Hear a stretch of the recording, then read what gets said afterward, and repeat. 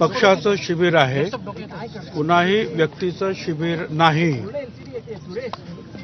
मला काल सुद्धा जे आहे प्रफुल्लभाई पटेल ते 2 तास येऊन भेटले आणि त्यांनी सांगितलं थोडा वेळ तरी तुम्ही यायला हवं, गळ घातली।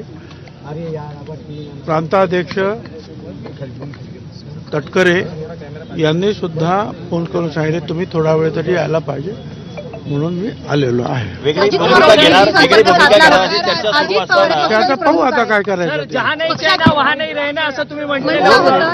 ठीक आहे, त्यांनी मला विनंती केली थोडा वेळ तरी या, मी आलेलो आहे।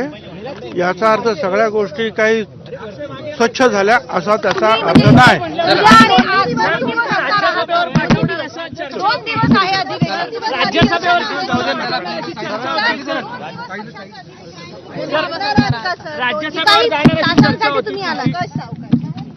सर 2 दिवस आहे। अरे पक्षाचं अधिवेशन 2 दिवस आहे, तुम्ही 2 दिवस राहणार आहात का उपस्थित?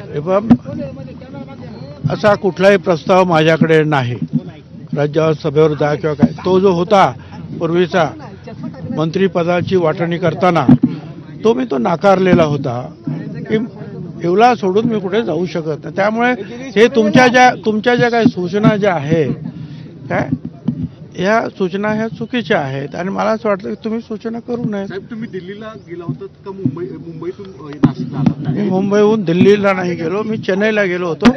काल रात्री जे आहे समीर भाऊच्या डोळ्याचे जे आहे तिथे अपॉइंटमेंट अजित पवारांशी संपर्क साधला का तुम्ही? म्हणालात की प्रफुल्ल पटेल नाही। सुनील तटकरे अजित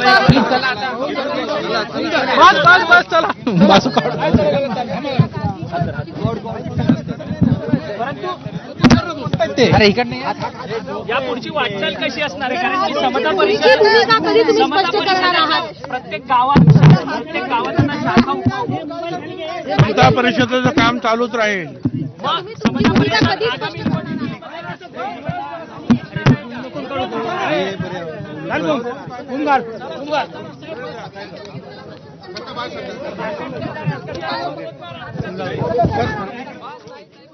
तर आपण अधिवेशनासाठी आलो म्हणजे आपल्या मनातलं किलमेश दूर झालं असं होत नाही।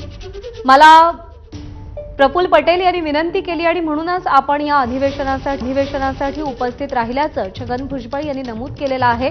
त्यामुळे अजूनही छगन भुजबळ यांच्या मनातली नाराजी कायम आहे, यावर त्यांच्या या वक्तव्यानं शिक्कामोर्तब झालंय। अधिवेशनासाठी आलो म्हणजे सगळं चित्र साफ झालं असा त्याचा अर्थ नसल्याचं छगन भुजबळ म्हणाले।